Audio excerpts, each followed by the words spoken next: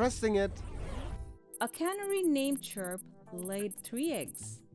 A sage frog predicted, on a windy day when sun's rays are slanted no less than 30 degrees, eggs will hatch. Oh, What? okay. First, tell me the conditions in this puzzle. Sure. The eggs will hatch only on a windy day. No, wait. There's one more. The angle of the sun's rays should be either 30 degrees or more than that. Yup, 2 conditions. So, if both the conditions are met, the eggs will hatch, right? Of course. But what if any of the 2 conditions is not met? Obviously, the eggs won't hatch. Exactly.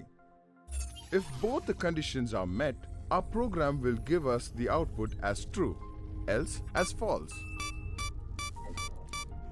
The 2 shapes, they mean and or operators.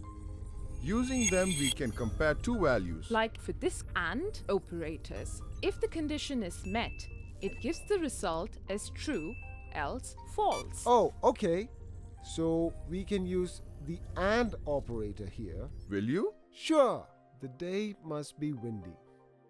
So day equals to windy and sun ray angle is greater than or equal to 30.